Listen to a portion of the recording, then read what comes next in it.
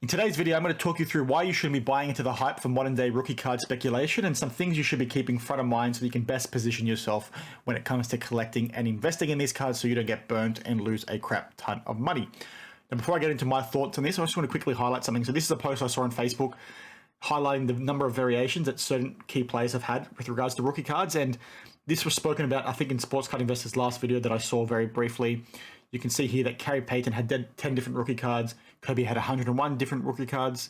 And this is not 101 printed cards. It's 101 different types of rookie cards, right? This is not, there's probably hundreds of thousands, including base, parallels, numbered cards, so on and so forth. LeBron had 486 different rookie cards, which is pretty crazy for, I think, 2003. And then Zion had 2019 in 2019. And from what I've seen, I think LaMelo has over 3,000. Someone can correct me if I'm wrong. I'm sure I've seen that number somewhere. So there's a few things to keep in mind here, right? Not only are they printing more volume in terms of cards being put out the door, but they're also putting out more variations, right? So it's like, where is the value coming from? How are you speculating on this stuff? How is this something that's going to be collectible or valuable long term? And I'll get to that in a second. Now, the other thing I want to quickly highlight before I start is that I've spoken about this quite some time on my channel, right? And when I first started my Instagram page over a year ago, I forget what the date was, 47 weeks ago, so just shy of a year, I spoke about how PSA 9 Kobe's, right? There was less of them graded than there were PSA 10 Zions, yet the Zions were worth a crap ton more for a base prism, which is pretty crazy. Like you can see here, there was over 18,000 Zion PSA 10s base prisms when I made this post, right? It might be more now. I haven't checked. I probably should have done that, so I do apologize. But it's pretty crazy how people were valuing something like this more so than that Kobe. And this is pretty crazy for a few reasons, right?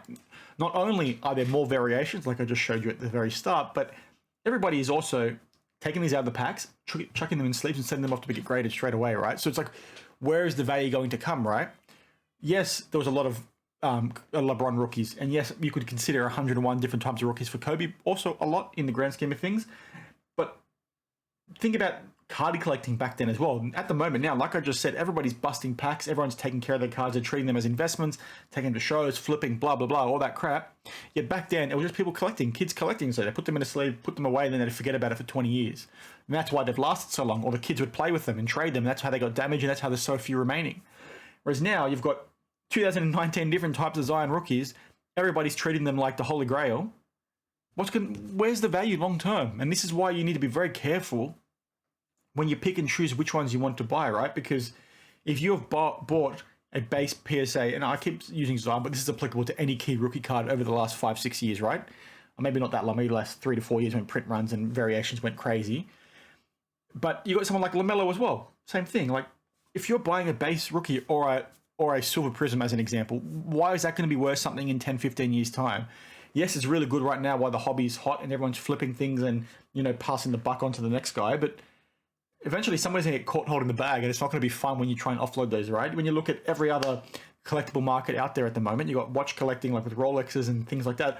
All these prices are starting to come down with the rise of inflation and as, you know, governments start putting the squeeze on spending and things like that, because basically inflation is pretty crazy right now. So it's like, where somebody's going to get caught holding this bag. So the message here is don't get caught in that speculation. Yes, it's fun, but do it within reason. Like, if you're going to be speculating on a rookie player, try and get something that is a bit more high end. And yes, it costs a little bit more money, but try and get something low numbered, because those are the things that are going to be valuable long term to an extent.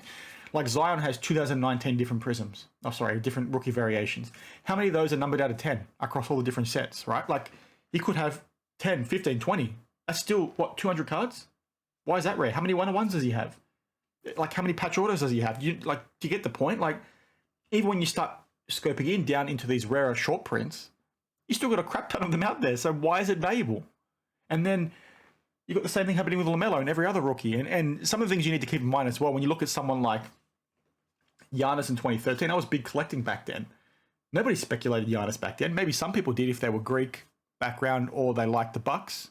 But nobody was collecting him. When you'd hit him in a break, people would be like, oh, you got a crap card, Daniel. I remember once I got a patch order of him from Select 2013, and everyone in the chat was talking crap to me when I hit that. And then I sold that card for peanuts, but then like years later, that's like a $10,000 card.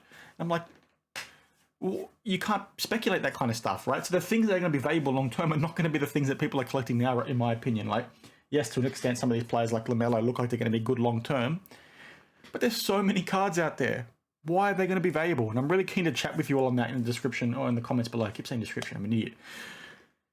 You guys get the idea, so please share those thoughts with me, because it's crazy to me how people are still spending the kind of money they're spending on these cards that are not rare.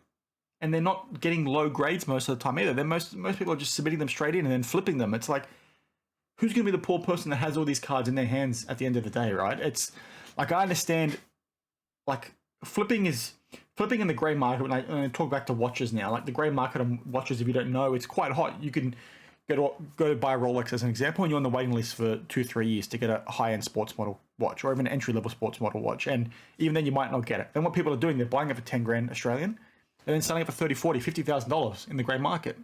It's like, okay, when that demand ends and people are no longer happy to spend $50,000 on a watch on the grey market because, you know, inflation's going crazy, petrol's getting expensive, all that sort of stuff, all these grey market dealers are going to have all these watches in hand that nobody wants to buy, or they're going to have to start selling less than retail, right? Because the retail stores are going to start having, or the authorized dealers are going to start having stuff in stock again.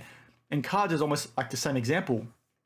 All these people flipping cards need to be very careful, because what's going to happen is one of these days, and it could be within the next couple of months, 6 months, 1 year, they're going to go to flip something and nobody's going to be there to buy it. And there going to be people being so exposed financially, which is the next point I want to make, right? If you are going to invest in a modern day rookie card, as an example, and you are focusing down in on low print parallels, or things like National Treasures, as an example, very high end parallels and cards, make sure you're not exposing yourself financially, right? Because you shouldn't be sitting back expecting this thing to make you a millionaire, okay?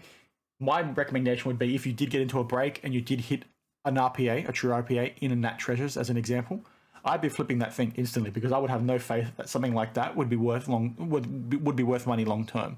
And I'm sure most of you would agree with me, right? Because it's too crazy right now, and I don't think these things are going to be worth the money that we think they are in 10 years' time. I think the hobby is going to move into a new direction with this sort of stuff, and I think the bubble that we're in now, and when I say bubble, I don't mean like a bubble that's about to burst. I mean like a bubble of, you know, cards printed from 2018 until 2022, or maybe a bit longer, depending on when the market starts declining. This Panini era of overprinting is going to sort of be a blip, right?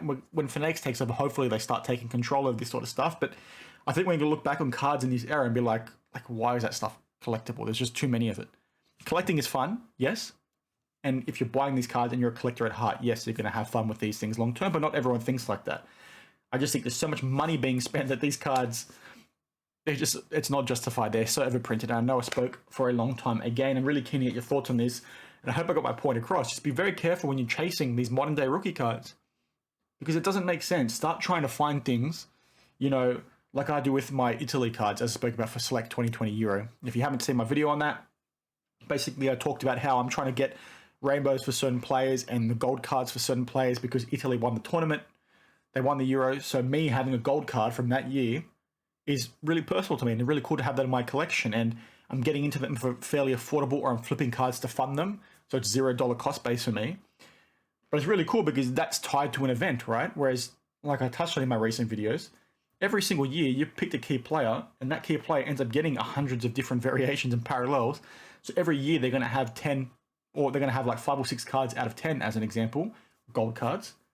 Over a 10, 15-year career, that's a lot of cards, right? So why are they going to be valuable long term if print runs continue the way they are? And I know I'm talking in circles now, but that's sort of the gist I want you all to start thinking about. And I'm sure, you know, a lot of you do, but some of these new collectors and inexperienced people are not thinking like that. And you need to think like that, because we're starting to reach the point where if you're not thinking like that, you're going to be exposed quite bad. And I think, you know, we're in for a pretty big blip and dip with regards to the sports market, because I just think it's not sustainable what's going on now.